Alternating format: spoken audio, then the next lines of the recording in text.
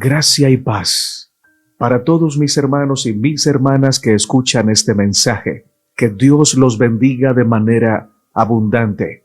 Muchas gracias por abrir este video y por escucharlo hasta el final. En esta ocasión, por la gracia del Señor, vamos a estar comentando día por día la última lección del trimestre. Una lección bastante poderosa, interesante e inspiradora, y llena de mucha información de la palabra del Señor. Hoy analizaremos, estudiaremos, profundizaremos Hebreos capítulo 13, enfocado principalmente en el amor fraternal. Vamos a orar para comenzar. Oh Dios eterno, tu misericordia ninguna sombra de duda tendrá, porque tu compasión y tu bondad nunca faltan, nunca falla, y por los siglos el mismo serás. A ti damos la gloria, la alabanza por siempre. Ahora que estudiaremos tu palabra, te suplicamos que nos des un corazón sencillo, manso y humilde para recibir tu voz, para escucharla con claridad y seguirla, cual oveja fiel a su pastor. Oramos en el nombre del Señor Jesucristo. Amén. Texto clave, Hebreos 13:1. Permanezca el amor fraternal. La lección nos dice, Hebreos 13 presenta la amonestación final del apóstol. Permanezca el amor fraternal. Él ha asegurado a lo largo de la epístola que somos de la casa del Rey Sumo Sacerdote Jesús, que somos sus hermanos y hermanas. El comentario bíblico adventista en Romanos 12:10 hace el siguiente aporte sobre la permanencia en el amor fraternal. Este término expresa el amor muy tierno que existe entre parientes cercanos. La palabra se aplica adecuadamente a la hermandad de la familia cristiana. Los creyentes deben relacionarse con afecto mutuo como hijos e hijas que son del mismo Padre. Marcos 3:35.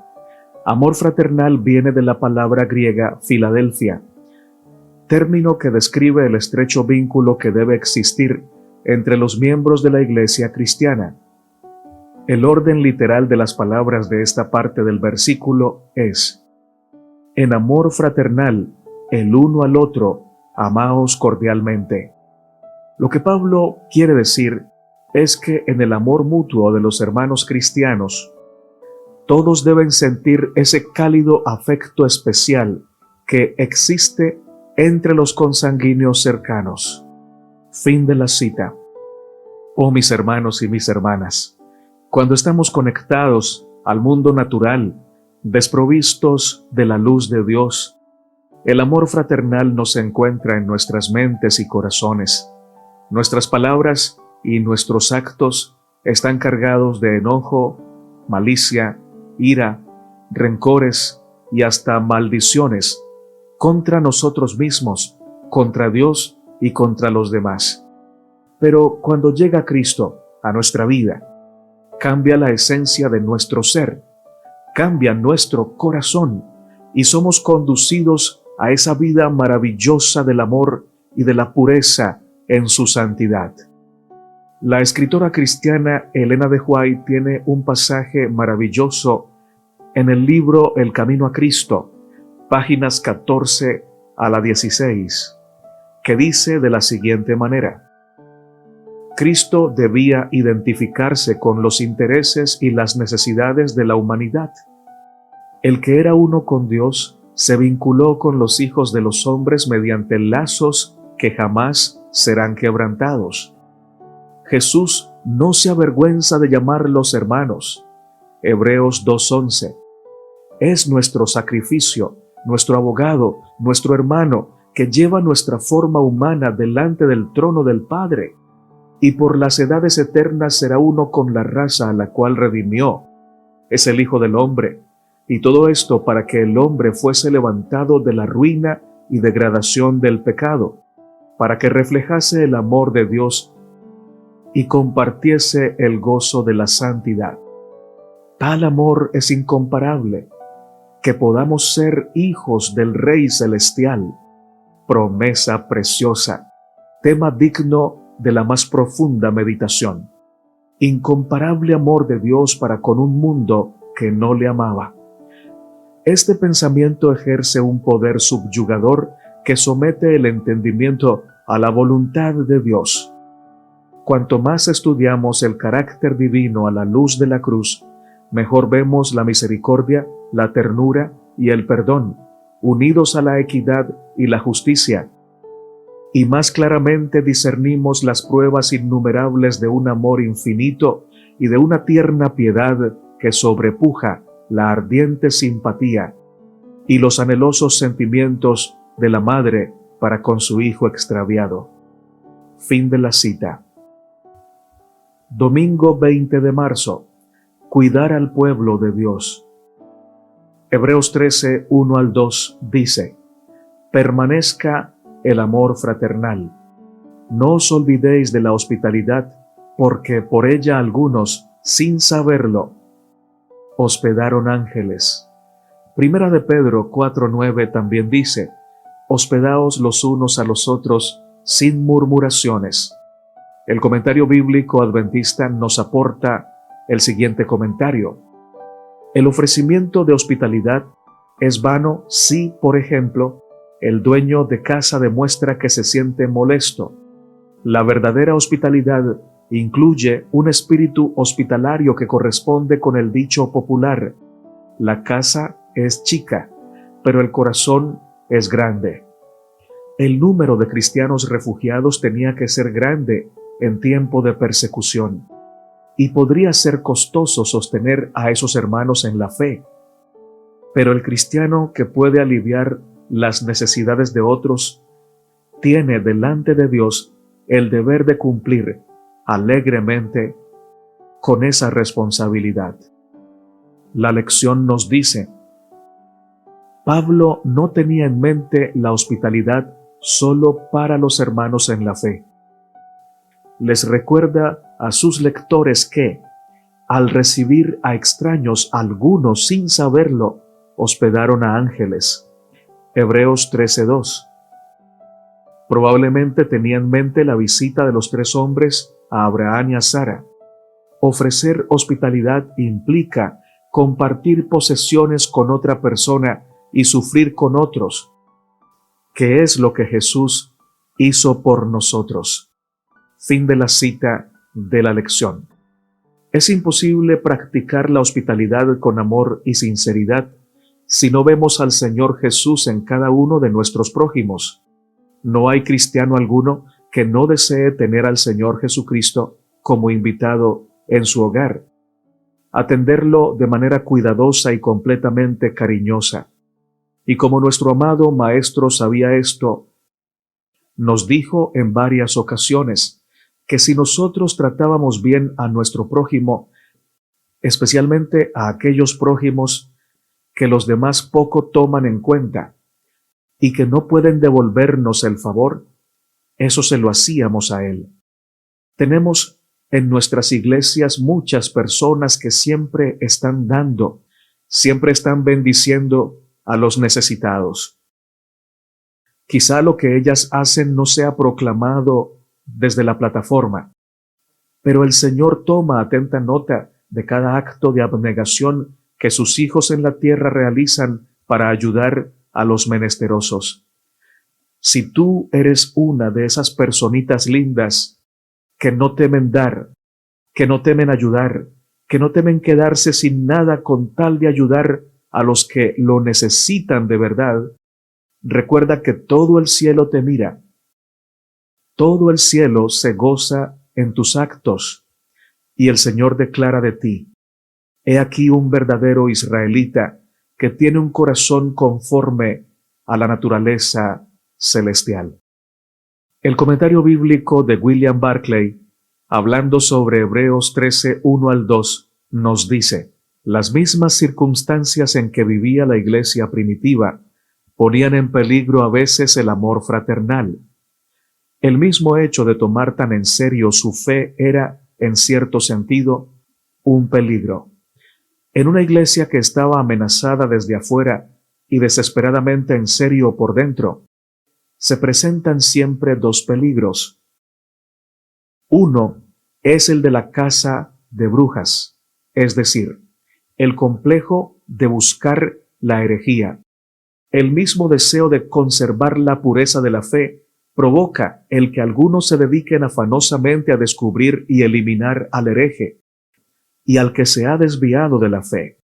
Y el segundo peligro es el de tratar con dureza y desapego al que le han faltado la fe o los nervios. La misma necesidad de una lealtad sin contemplaciones en medio de un mundo pagano y hostil tiende a añadir rigor en el trato con el que no tuvo valor para permanecer fiel a la fe en la hora de la crisis. Es una gran cosa mantener la fe en toda su pureza, pero cuando el deseo de mantenerla nos convierte en inquisidores duros y despiadados, es que ha desaparecido el amor fraternal y llegamos a una situación que es peor que la que queríamos evitar. Sea como sea, tenemos que combinar dos cosas: la seriedad en las materias de la fe y la amabilidad hacia la persona que se ha desviado. Está la hospitalidad. El mundo antiguo respetaba y amaba la hospitalidad. Los judíos tenían un dicho que dice así: hay 6 cosas cuyo fruto come el hombre en este mundo y por las que su estado se eleva en el mundo venidero. Y la lista empieza por ofrecer hospitalidad al forastero y visitar al enfermo.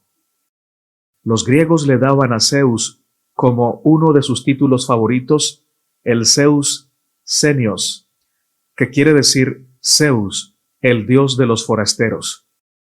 El viandante y el forastero estaban bajo la protección del rey de los dioses. La hospitalidad, como dice Moffat, era un artículo de la religión antigua. Las posadas eran sucias, caras, inseguras y de mala fama. Los griegos se resistían a que la hospitalidad dependiera del dinero. La profesión de posadero se tenía por sospechosa. En las ranas de Aristófanes, Dionisio le pregunta a Heracles, cuando están hablando de buscar hospedaje, si sabe dónde habrá menos pulgas. Platón, en las leyes, habla de un posadero que retenía a los huéspedes hasta que le pagaban el rescate. No deja de ser significativo el que Josefo diga que Rahab, la prostituta que acogió a los exploradores de Josué en Jericó, tenía una posada. Cuando Teofrasto describió a un hombre de cuidado en su libro de bocetos de caracteres, dijo que era apto para encargarse de una posada o de un burdel. En el mundo antiguo había un sistema alucinante de lo que llamaban amistades de hospedaje. A lo largo de los años, las familias, hasta cuando habían dejado de estar en contacto, tenían el acuerdo de que cuando fuera necesario, se ofrecieran hospitalidad mutuamente. Esto era aún más necesario entre cristianos. Los esclavos no tenían un hogar propio al que pudieran ir. Los predicadores y los profetas itinerantes siempre estaban de camino. Por los asuntos normales de la vida, los cristianos tenían que hacer viajes. Las posadas públicas no eran solución, tanto por lo caras e inseguras como por lo inmorales. Habría en aquel tiempo muchos cristianos aislados a los que les tocaba vivir una vida solitaria. El cristianismo tenía que ser, y ahora también tendría que ser, la religión de la puerta abierta. El autor de Hebreos dice que los que dieron hospitalidad a forasteros, a veces sin saberlo, acogieron a ángeles de Dios. Están pensando en el ángel que vino a Abraham. Muy seguramente el autor de Hebreos estaba pensando en el ángel que vino a Abraham y Sara para decirles que iban a tener un hijo. Génesis 18:1. Y en el que vino a Manoa, con un mensaje parecido. Jueces 13:3. También está la solidaridad o la hospitalidad con los que tienen problemas. Es aquí donde vemos la iglesia primitiva en su aspecto más encantador. Sucedía a menudo que a un cristiano le mantenían en la cárcel o algo peor. Podía ser por la fe, pero también por deudas, porque muchos de los cristianos eran pobres, o porque los hubieran capturado piratas o bandoleros. Entonces entraba la iglesia en acción. Fin de la cita. Hago una observación. En el mundo en que vivimos, ya no es tan fácil ser hospitalario. Hay mucha gente vestida de pobre o de necesitada, buscando entrar a las casas para hacer daño, y esto es una gran realidad. Sin embargo, podemos tener una actitud hospitalaria cuando conocemos a la persona, cuando sabemos que está pasando un mal momento y hace parte de la iglesia o de la familia o del vecindario y no tiene un lugar donde recostar su cabeza. En ese sentido podemos ser hospitalarios sin ningún temor, porque Dios proveerá para nosotros. Pero también, cuando llegue a nuestra puerta alguien tocando y que no conozcamos, podemos tener una actitud hospitalaria y llevar a la persona a un hotel, a una posada, y pagarle esa noche para que duerma cómodo. Además, si tenemos, proveerle para su necesidad.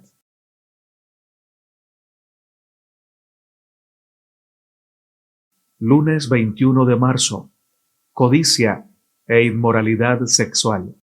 Hebreos 13, 4 al 5 dice: honroso sea en todos el matrimonio y el lecho sin mancilla, pero a los fornicarios y a los adúlteros los juzgará Dios. Sean vuestras costumbres sin avaricia, contentos con lo que tenéis ahora, porque Él dijo: no te desampararé, ni te dejaré. Efesios capítulo 5, versos 3 al 5. Pero fornicación y toda inmundicia o avaricia, ni aun se nombre entre vosotros como conviene a santos, ni palabras deshonestas, ni necedades, ni truhanerías que no convienen, sino antes bien acciones de gracias. Porque sabéis esto, que ningún fornicario o inmundo o avaro que es idólatra tiene herencia en el reino de Cristo y de Dios. Colosenses 3:5. Haced morir pues lo terrenal en vosotros: fornicación, impureza, pasiones desordenadas, malos deseos y avaricia, que es idolatría. ¿Qué significa inmoralidad? En el Nuevo Testamento, la palabra que más se traduce como inmoralidad sexual es porneía. Esta palabra también se traduce como prostitución, fornicación e idolatría. Significa una renuncia a la pureza sexual y se utiliza principalmente para las relaciones sexuales prematrimoniales. De esta palabra griega obtenemos la palabra en español pornografía, que proviene del concepto de vender. La inmoralidad sexual es la venta de la pureza sexual e implica cualquier tipo de expresión sexual fuera de los límites de una relación matrimonial bíblicamente definida. Mateo 19, 4 al 5. Definición tomada de la página God Question. Fin de la cita. En medio de la iglesia debe reinar el Espíritu de Cristo, y en medio de las vidas individuales de los cristianos debe reinar Cristo. Y donde reina Cristo, el pecado huye, la inmoralidad se ausenta de todo lugar donde Cristo es el Rey. Por tanto, si en nuestra vida hay alguna manifestación de impureza sexual, es porque no hemos permitido que Cristo reine. Cuando cedemos a la invitación de nuestra carne para transitar la senda de lo prohibido, comenzamos una transacción en la que siempre vamos a salir perdedores. El enemigo nos presenta el placer del pecado como algo por lo que vale la pena sacrificar nuestra paz, nuestra honestidad y nuestra primogenitura espiritual, a cambio de placer y de satisfacción inmediata. Pero Él no nos dice que después de ese placer vendrá vacío, frustración y esclavitud. Pablo exhorta a la iglesia a huir de la fornicación, a huir de la codicia. Todo esto es una trampa del maligno para que nos anclemos a este mundo y no podamos avanzar en el camino de la justicia y crecer a la imagen del Señor. El antídoto contra la impureza sexual está en permanecer en Cristo, reconocer que tenemos esa falta, huir de la impureza, pero no huir hacia un lugar vacío o vano. Hay que huir a los brazos del Señor, porque solo en Cristo podemos recibir poder para vencer cualquier debilidad de la carne. Debemos permanecer en Cristo, estudiar su palabra, orar para que limpie nuestras mentes y corazones, hacer el bien a nuestro prójimo. Y esto es muy importante, hacer el bien a nuestro prójimo, enfocarnos en un estilo de vida altruista para dejar de vivir un estilo de vida egocéntrico, colocando primero la misión que el Señor nos entregó que nuestros propios placeres. Todos los días crucificar nuestro yo para que el que viva en nosotros sea Cristo, el Cristo vivo y poderoso. Y muy importante, saber que por más impuros que seamos o que hayamos sido, Dios no nos ha dejado de amar. Su amor es invariable, pero ese amor nunca debe ser la excusa para seguir sumidos en el mal, porque cada acto impuro nos degrada más y nos esclaviza más. Necesitamos huir de la fornicación y de la codicia en cualquiera de sus formas y huir de manera determinante, firme y constante. Dios te ayude, Dios nos ayude. Recuerda que no estás solo, no estás sola. Por eso podemos vencer en el nombre del Señor. La escritora cristiana Elena de White, en su libro Testimonios para la Iglesia, tomo 3, páginas 59 y 60, dice así: aunque hecho a la imagen de Dios, el hombre por su intemperancia ha violado los principios y la ley de Dios en su naturaleza física. La intemperancia de cualquier tipo entorpece los órganos perceptivos y debilita tanto el poder del cerebro y los nervios que no se aprecian las cosas eternas, sino que se las coloca sobre el mismo nivel que las comunes. Las facultades superiores de la mente, ideadas para propósitos elevados, son puestos en cautiverio de las pasiones más bajas.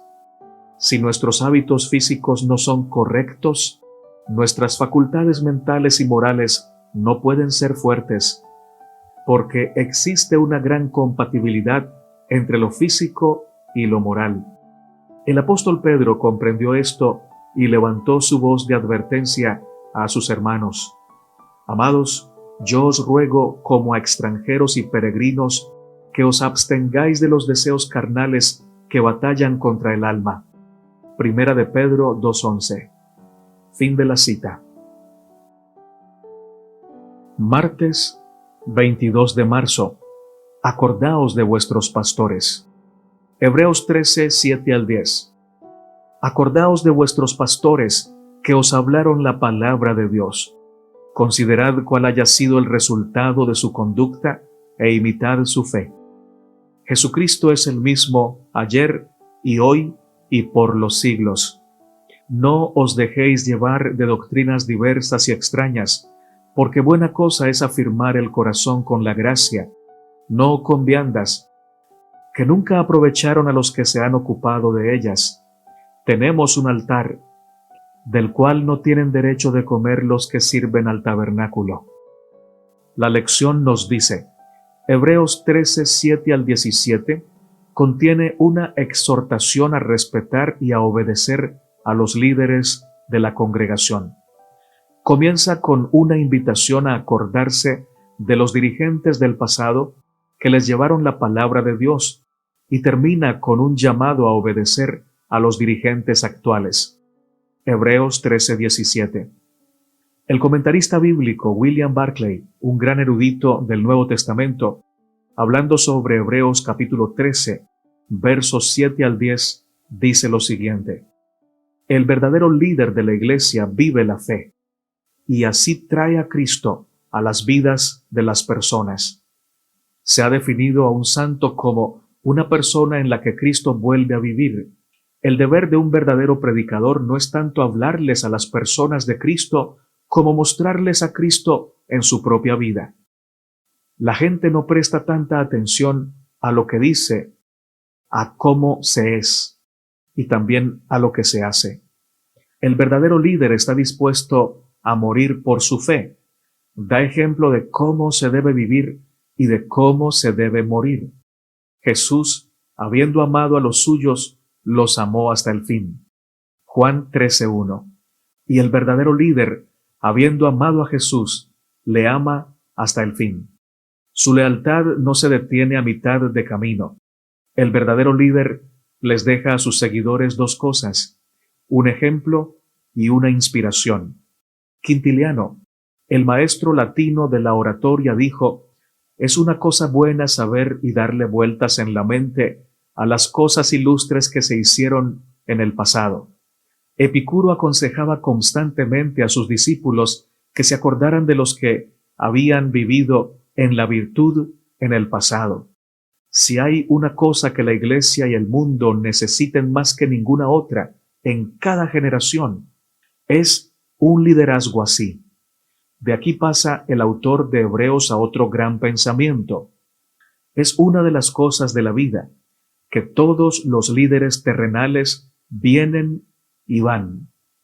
Tienen un papel que representar en el drama de la vida, y luego baja el telón.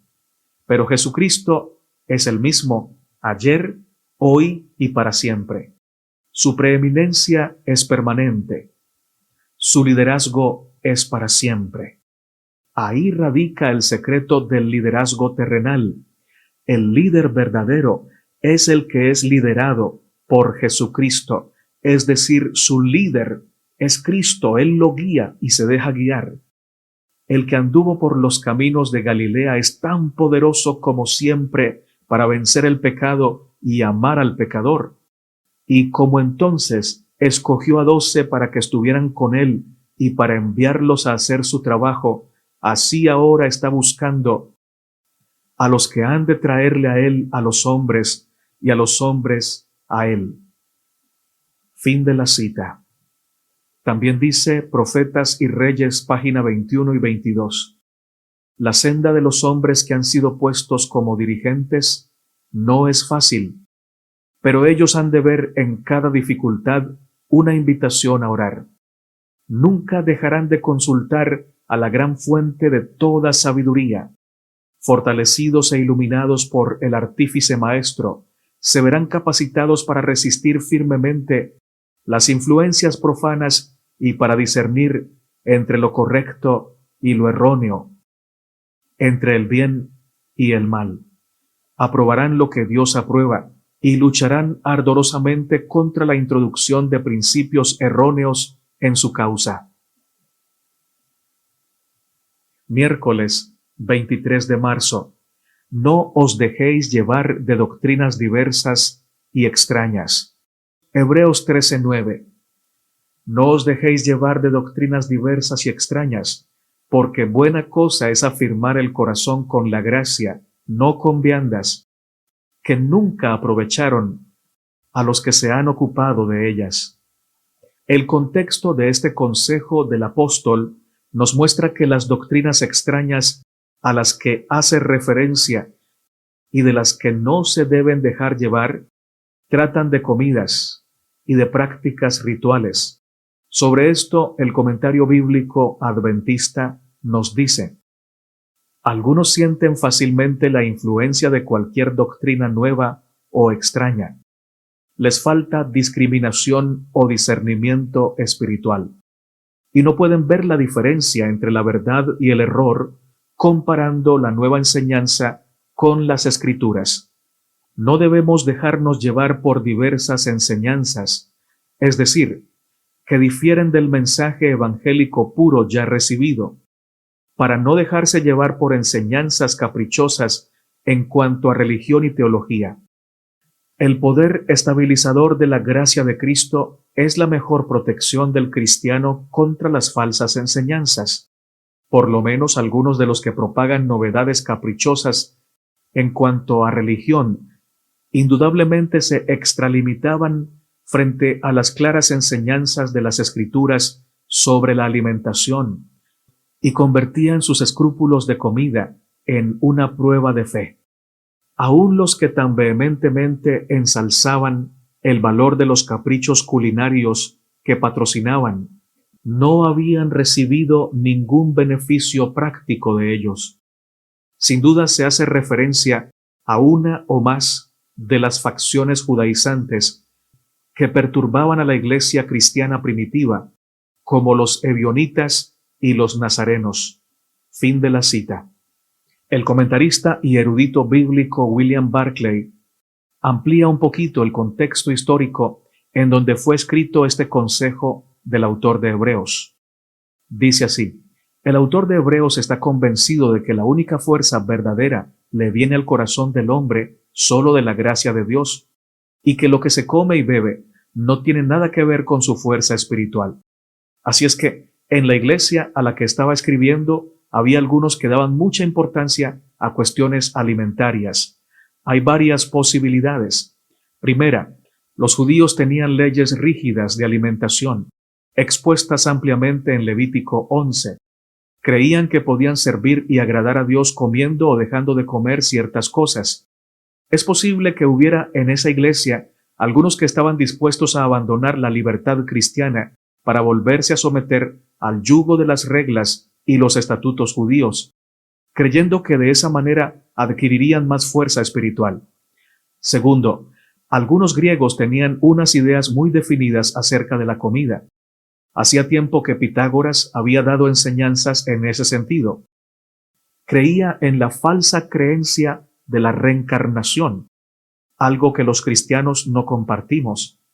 Es decir, creía que el alma de una persona tenía que vivir en un cuerpo tras otro hasta merecer la liberación. Esa liberación se podía adelantar mediante la oración, la meditación, la disciplina y el ascetismo. Así es que los pitagóricos eran vegetarianos. También estaban los que se llamaban gnósticos, que creían que la materia es totalmente mala y que hay que concentrarse en el espíritu, que es totalmente bueno. Creían, por tanto, que el cuerpo es esencialmente malo y que se ha de tratar con rigor y austeridad. Reducían la comida al mínimo y también se abstenían de comer carne. Así es que habían bastantes griegos que creían que con lo que comieran o dejaran de comer, fortalecían su vida espiritual y liberaban su alma. Fin de la cita. Una doctrina extraña, por ejemplo, es esa que dice que si alguien come carne, está perdido, o que si un líder come carne, no es digno de nuestra confianza. Eso realmente no lo dice la Biblia, y hay que tener cuidado con la forma como se toma esa escritura de la escritora cristiana Elena de White, y lo digo con mucho respeto. Otra doctrina extraña es que si alguien come sin lavarse las manos está perdido porque está contaminando el templo del Espíritu Santo, o que si alguien es pobre es porque tiene algún pecado escondido y por eso Dios no lo puede bendecir. Esa doctrina no es verdad, porque esto no es necesariamente cierto. Hay muchos que están pobres por causa de una crisis que no buscaron. Toda doctrina extraña siempre pone primero las obras de los hombres que la gracia de Cristo. Es decir, enfocan al hombre en hacer obras para que sienta que está haciendo el bien y de esta manera sienta que está comprando su salvación. Y hacen que la vista de los hombres se quite de Cristo para que sea puesta en formas, en ceremonias y en prohibiciones. Con respecto a lo que dice Levítico 11, y esto lo voy a decir con todo el respeto que se merecen mis hermanos adventistas, a los que amo y a los que llevo en alta estima. Lo que dice Levítico 11 es bueno practicarlo, porque debemos cuidar nuestro cuerpo. Sin embargo, no debería ser una prueba de discipulado. Pablo en Romanos 14:14 dice: yo sé y confío que nada es inmundo en sí mismo, nada es común en sí mismo. Lo que indica que el apóstol Pablo entendía que lo que decía Levítico 11 aplicaba para el antiguo pacto. Y usted dirá: no, eso no es así, sigue aplicando para nosotros. No, no aplica para nosotros, porque en el antiguo pacto no solamente era inmundo el cerdo o el que comía cerdo, sino también el que tocaba un cuerpo muerto, sino también la mujer que tenía la menstruación. Esa mujer no podía ir al templo, su esposo no la podía tocar, ella no podía tocar ningún utensilio de la casa porque estaba inmunda. El hombre que tenía un sueño húmedo también era inmundo, no podía ir al templo, debía alejarse de las demás personas. ¿Por qué ahora no es así? Porque ya no estamos bajo el antiguo pacto. Esas eran ceremonias necesarias para enseñar una verdad espiritual al pueblo, pero también para apartarlos de enfermedades contagiosas en extremo. Pero ahora, en nuestro tiempo, comer cerdo no implica que una persona esté inmunda, implica que le puede hacer daño, implica que se puede enfermar, y eso debemos evitarlo, pero ya no es inmunda una persona así. Como tampoco es inmunda la mujer que tenga la costumbre mensual, o el hombre que tenga un sueño húmedo, o la persona que toque un cuerpo muerto. Decir que si alguien come cerdo está perdido es una doctrina extraña. Decir que si alguien come pescado que no tiene escamas es hacer del reino de los cielos comida y bebida. Deberíamos aconsejar a la gente que se alimente mejor, incluso aconsejarlos que sean veganos o vegetarianos. No está mal, pero no hacerlo jamás en el contexto de decirle: si no eres así, entonces difícilmente te podrás salvar, o si comes carne no tendrás el Espíritu Santo, o si tocas cerdo o si comes cerdo, el Espíritu Santo se irá de ti. Esa es una doctrina extraña, ajena a la interpretación bíblica verdadera, en el contexto correcto. Sin embargo, si tú lo crees diferente, no quiero decirte que estás engañado. Tampoco te invito a que comas cerdo o que comas pescado liso. Ese no es el propósito. El propósito es que si has de dejar de comerlo, lo dejes por los motivos correctos y no los motivos incorrectos. Por otro lado, déjame aclarar lo siguiente. El mensaje del amor incondicional de Dios, el mensaje de la salvación de todos, no es una doctrina nueva y tampoco es extraña. Para mí, está presente desde Génesis hasta Apocalipsis. Que la mayoría de cristianos no lo quiera ver es diferente, o no lo pueda ver es diferente. ¿Y por qué no lo quiere ver o por qué no lo puede ver? Porque hemos sido adoctrinados desde niños para aprender a desear la venganza. Generalmente la gente que me escribe al interno o a mi celular me dicen: pero es que ¿cómo te imaginas tú que Dios va a perdonar a un violador, a la gente que ha sido tan mala, a la gente que ha sido tan cruel? ¿Notas? Siempre estamos esperando venganza. Siempre queremos que el cruel pague 10 veces más o muchas veces más lo que ha hecho, cuando la solución para el pecado no es la venganza. ¿Qué es más sublime? ¿Qué es más poderoso? ¿Que el que ha sido cruel sea destruido y aplastado, o que el que ha sido cruel sea perdonado, restaurado y transformado? Obviamente, no por arte de magia, sino porque ante la presentación del amor de Dios que el Señor desplegará en el lago de fuego, este impío, este hombre cruel, esta mujer cruel, reciba su justo pago y sea perdonada porque se arrepiente. ¿Qué es más sublime? ¿Qué es más poderoso?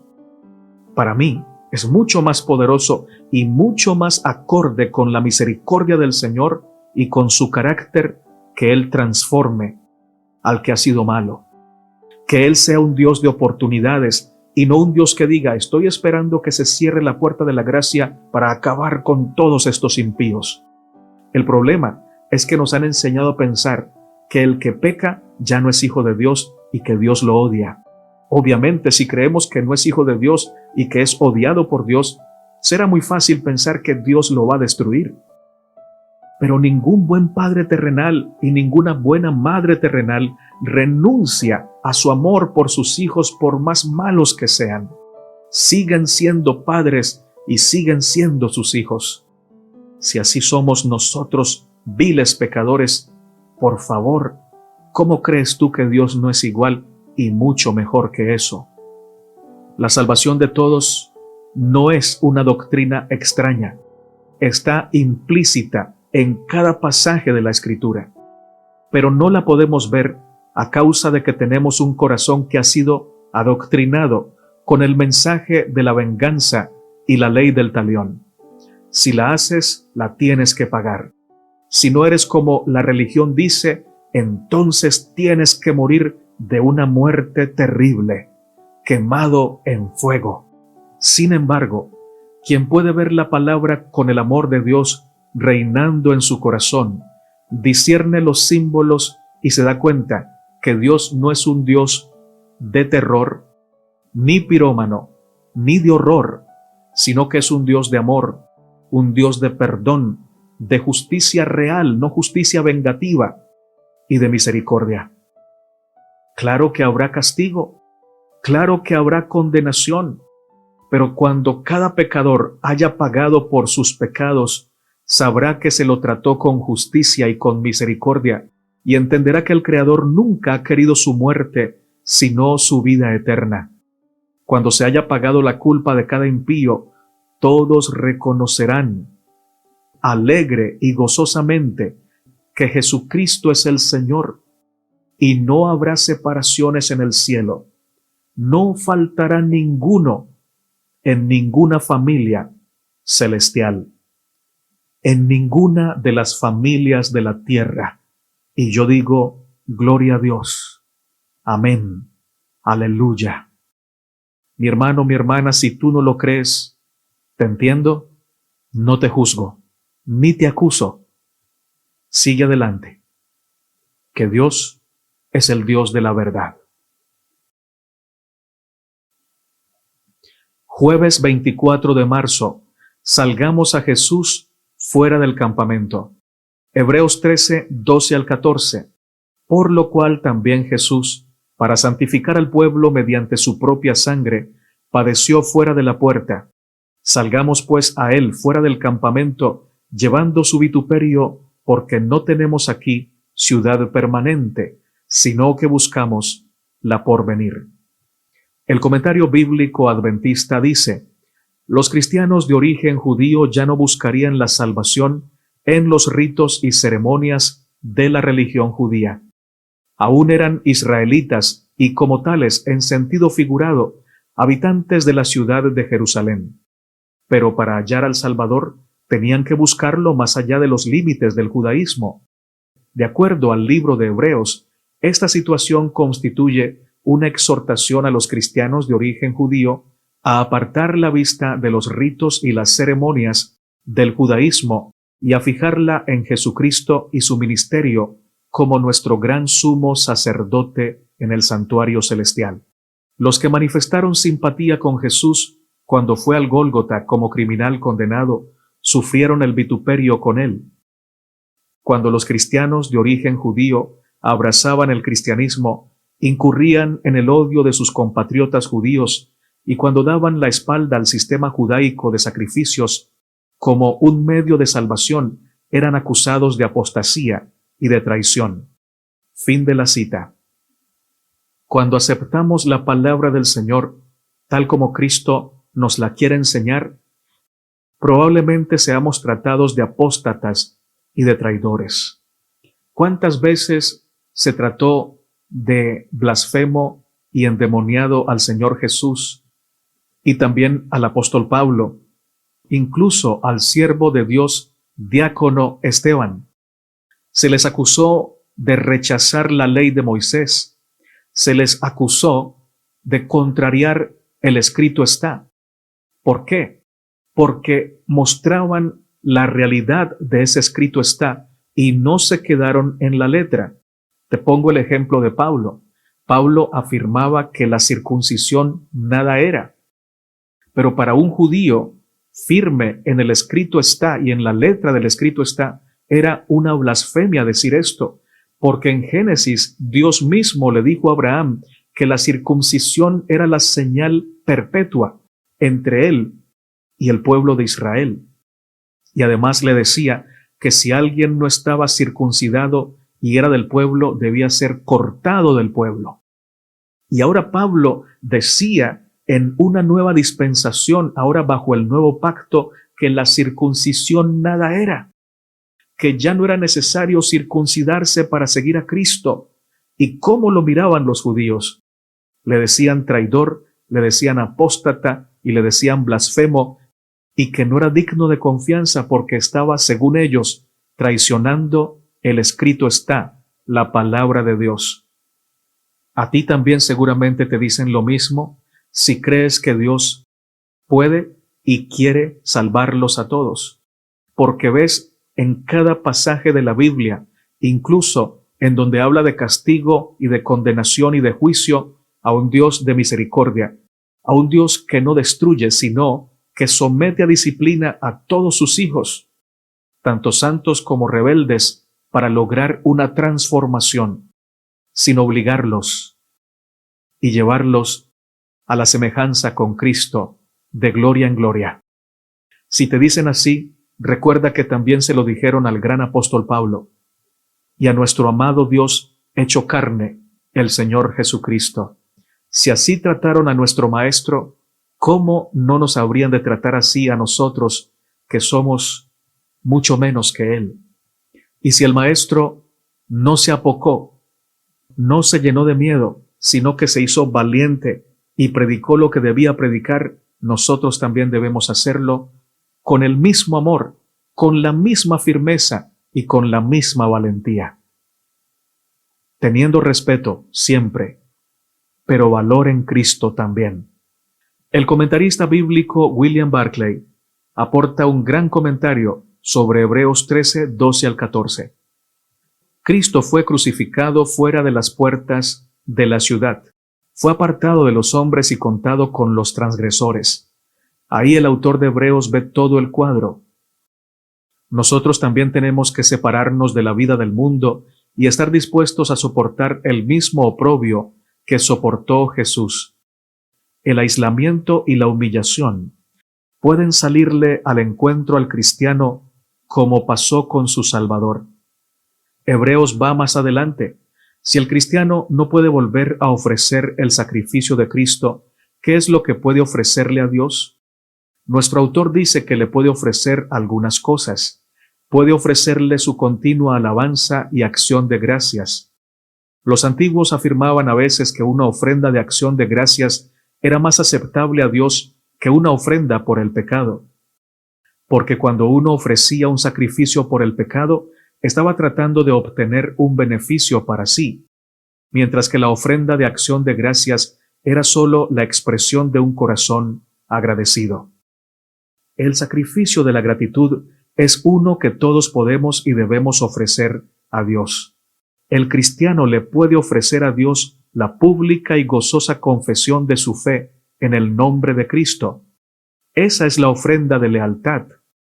El cristiano siempre le puede ofrecer a Dios una vida que no se avergüenza de mostrar a quién pertenece y sirve. El cristiano le puede ofrecer a Dios las obras de amabilidad que hace a sus semejantes. De hecho, eso era algo que los judíos sabían muy bien.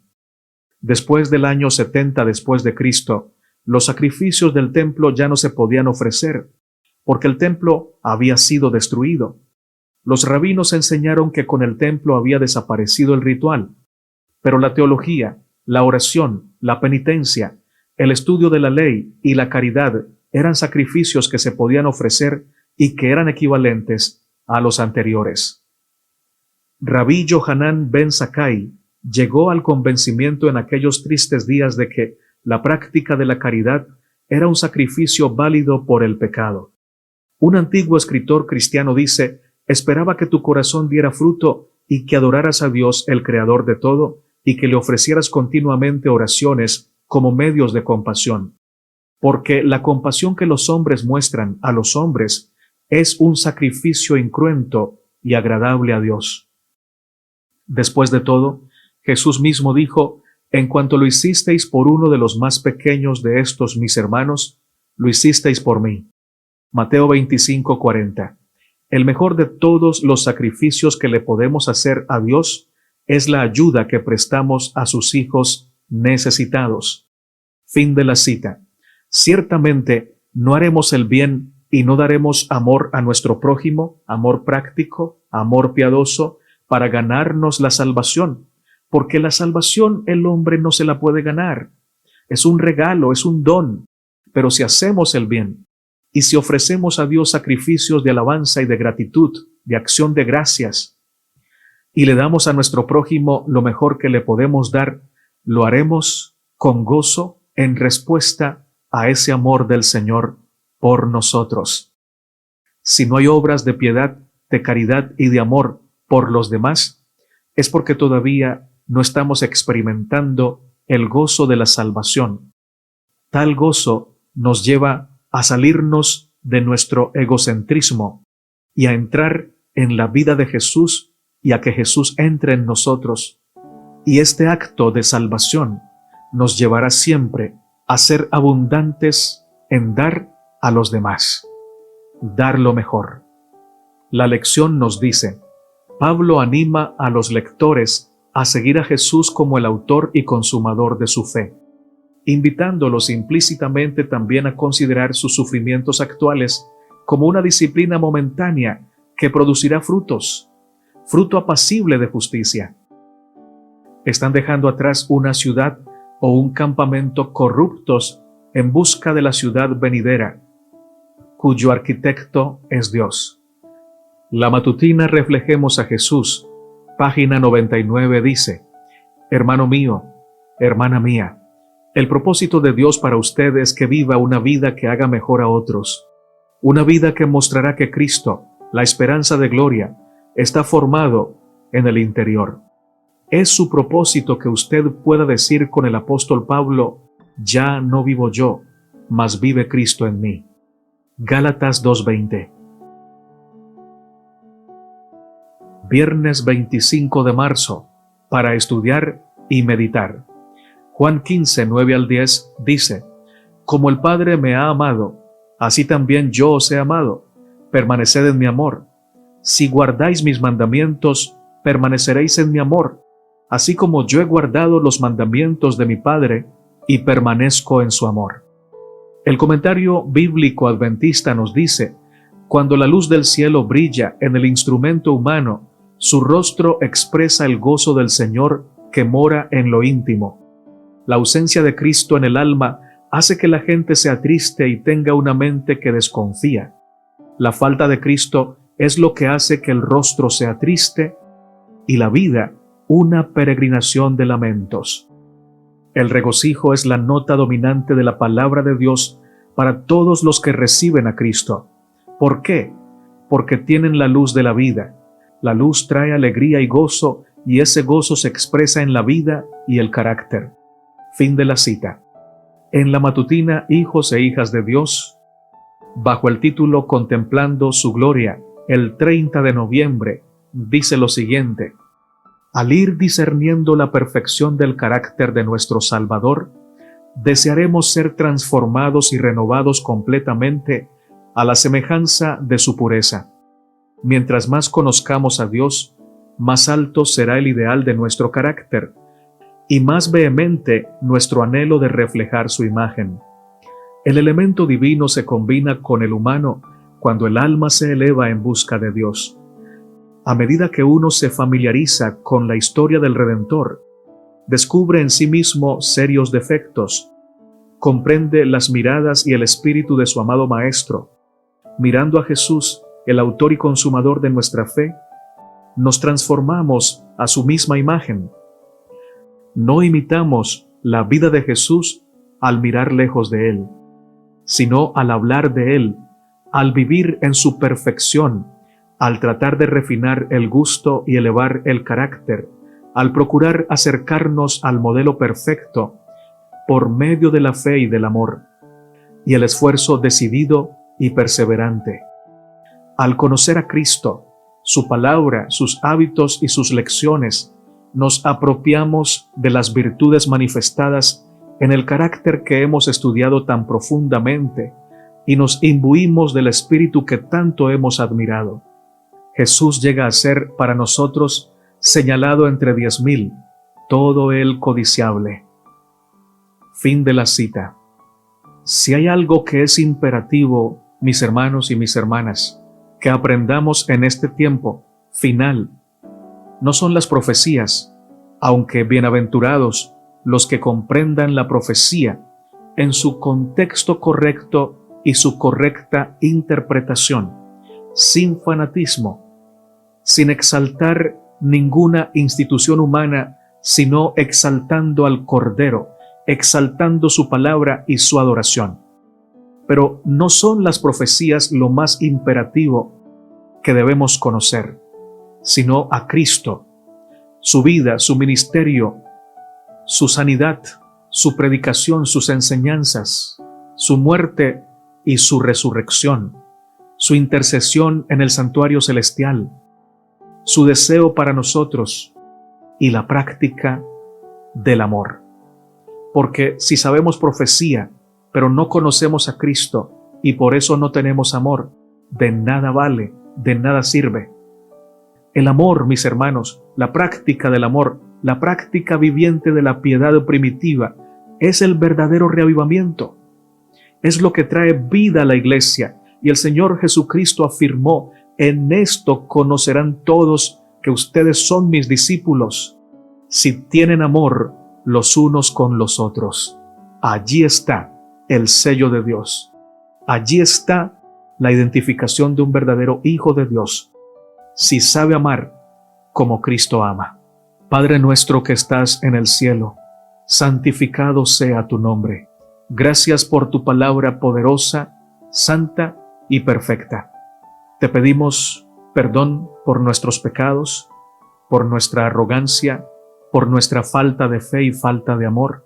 Perdónanos, oh Señor, si en vez de guardar tu amor en el corazón, hemos guardado el rencor, la envidia, los celos, la ira, la impaciencia.